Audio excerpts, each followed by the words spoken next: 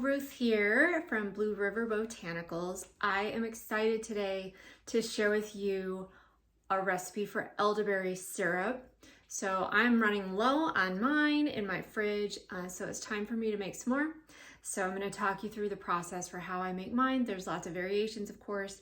But first, let's talk about the ingredients you're going to need for this particular recipe. Like I said, there's lots of ways you can make this, but here are some ingredients I like to use in mine. Okay, so here are the ingredients we're going to use. All of these will be found in my kit if you've purchased my kit. So first you have your elderberries.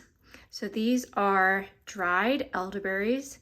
They are the perfect antioxidant, immune system building ingredient. Well known for building immunity.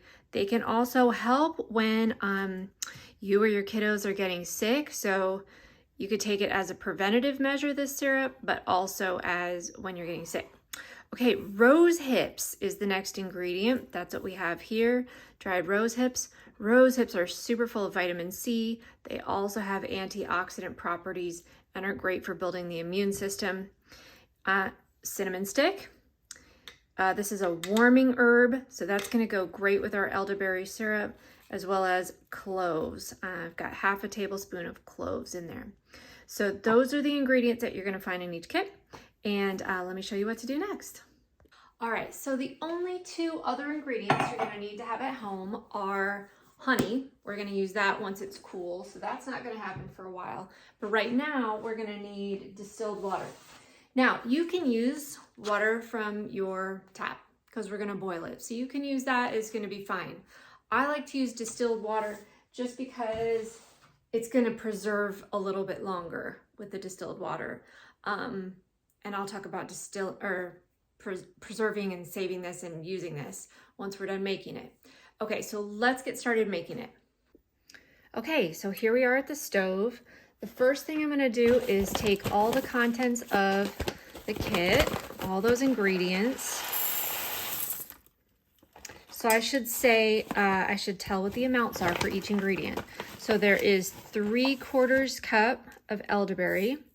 There is a 1/4 cup of rose hips.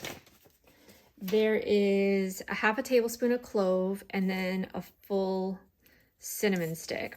So next thing we're going to do is add 2 cups of that distilled water.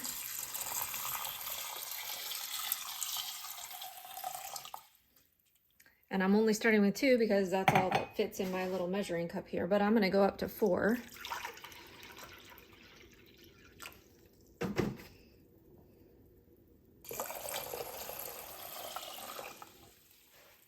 All right, so there's 4 cups. So I'm going to turn this on to high, and I'm going to let it come to a simmer. And then I'm going to turn it down and show you what to do next. So I'm just going to turn it on high, let it come to a boil. Did I say simmer? Let it come to a boil. And when it gets up to a boil, I'm going to show you what to do next. Okay, so this has come up to a boil.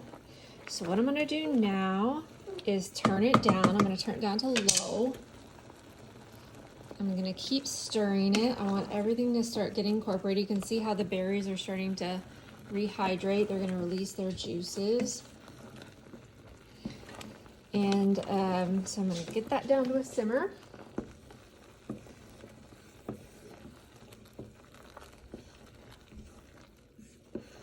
There we go. Okay, so the next step is I'm going to cover this. I'm going to give it a stir about every 10 minutes, and I'm going to let it simmer on low on the stove for 30 minutes. So it's going to simmer. I'm going to set my timer for 10 minutes to get that up to 30 minutes of a simmer. All right, so it's been 30 minutes. So our next step is we're going to let it just sit and finish steeping and doing all the work of extracting all the goodness from everything that's in there. So it's been simmering for 30. So I'm going to give it a stir, turn off the heat. And now I'm just going to cover it back up. I'm gonna let it sit and steep for 1 hour. So I'm gonna set my timer for one hour, come back. Oh, it smells so good. I can smell the cinnamon and the cloves in there, and the elderberries, of course, smell so great. So we're gonna come back in 1 hour and strain. So here we are. It is now steeped for an hour. You can see the liquid is really nice and purple.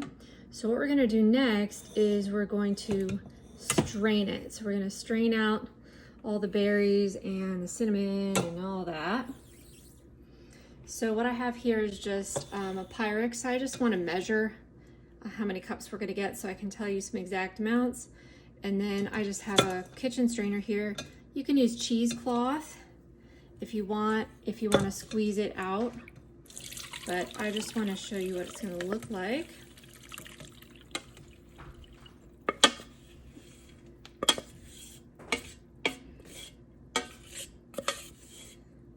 So you can see the rose hips kind of mixed in there with the elderberry. There's the cinnamon stick. Look at how that opened up in the cooking. Okay, so if you had cheesecloth in there, you could squeeze it. I'm just gonna press a little bit to get the juice out, and I'll probably leave it sit for maybe 10 minutes just to drain a little bit more. You could use a potato masher here. I like to use my wooden spoon. And then once that's done, I'm gonna compost this or just put it back in my garden. And then there's our juice. So you can see it has a really rich, beautiful color to it from the elderberries and the rose hips. So we have, it is about between 2.5 and 3 cups. So to finish the syrup now, what I want to do, and of course you want to make sure it's cool enough because you don't want to destroy the properties of the honey. So now I'm going to add half as much honey. So I'm going to add about 1.25 cups of honey. So that's going to bring me up to about just a little more than 4 cups on my measurements here. So I'm just gonna put it in. Okay, so before I put this honey in, I wanna mention a few things about this juice, the beautiful juice. So once I put the honey in, it's gonna become the syrup. And so I'll talk about preserving that, but there are a few things you can do just with the juice before you put the honey in.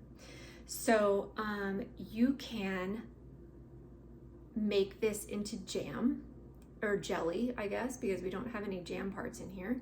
Jam bits, things that would make the jam. You could make this into a jelly. You could freeze this in ice cubes, an ice cube tray. Let me show you the one I like. It's just a little silicone one. It's easy to get it out of. You could freeze that juice in the ice cube tray and then use it later to make your syrup if you wanted to add your honey to it. So, you know, this is gonna make a lot of syrup. This is gonna make 4 cups, a little more than 4 cups of syrup. And it'll keep in the fridge for about 2 months, the syrup will. But you may not be able to use it all up in 2 months, depending on how many people are in your family. So you can add the honey and freeze it in here with the honey, or you can freeze just the juice and then add your honey later. Okay, so here we are, ready to add the honey now. All right. So honey, as you know, is not for children under the age of 1. The honey adds its own antioxidant and antibacterial properties. Of course, a lot of other wonderful properties. So I let the juice cool just for a little while so that the honey, I'm not going to destroy any of the properties of the honey.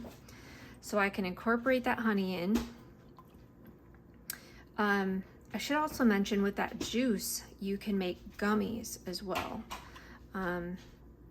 My kids really like those. So jelly or gummies. I'm going to show you a few things you can make with this syrup after I bottle it up. Okay, so the honey's just about incorporated. So it's easier to do that when the juice is just a little warm, a little above room temperature. It hasn't completely cooled to room temperature yet. It's easy to incorporate that honey.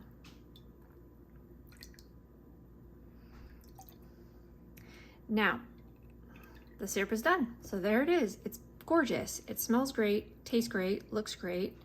Now I'm going to talk about storing it. So there are a couple of different ways you can go about storing it. This is going to make, well, this did make a little more than 4 cups, a little more than 32 ounces total.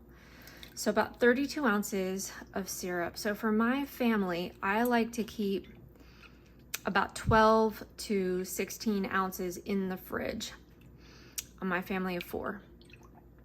So the way we use this is we like to take, each of us takes between a teaspoon and a tablespoon a day for immunity.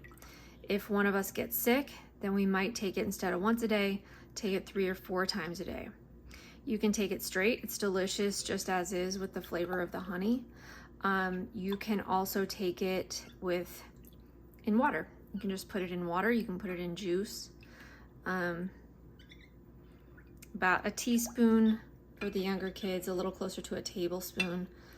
My kids are pretty much adult-sized teenagers, so about a tablespoon for us. But as I mentioned before, with the honey, you do want to check with your doctor, and definitely not for babies under the age of 1. Okay, so I'm gonna keep about 12 to 16 ounces of this just in the fridge, and then the rest I'm gonna put into this ice cube tray. And I'm just gonna keep it in the freezer, and then as I need more, I'll just fill up my container, let it come to room temperature. So to store it, I like to use a mason jar. I can keep it airtight. I'm just gonna pour it into the mason jar. I also have this gorgeous container that I really like, so I'm gonna use this today. So I'm gonna keep some in here, and I'm gonna show you the color. There we go. So I'll keep some in there, and then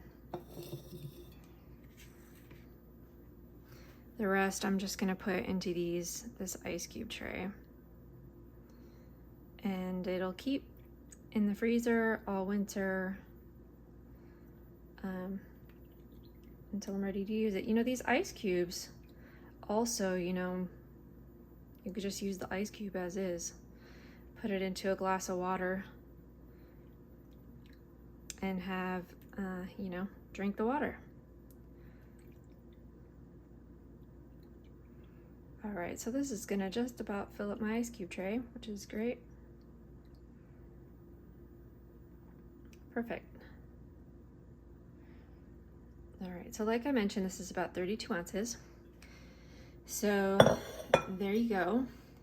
Now I wanna show you a few things you can also do with your syrup. Okay, so we have our beautiful syrup here done. So you can just, like I mentioned, take a teaspoon of it, keep it stored in the fridge. It'll keep for about 2 months. But I'm gonna show you a fun way to get your elderberry syrup. You can take that tablespoon, and what I have here is I'm gonna make a lime and mint and elderberry cooler. So I've got a glass of ice water here, full about, I don't know, 3/4 of the way.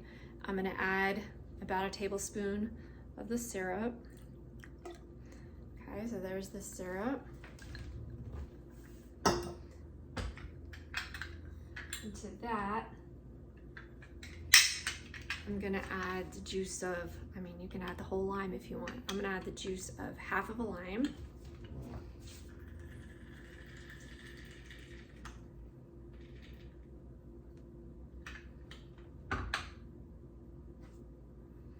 And then I've got this gorgeous wild mint from my garden.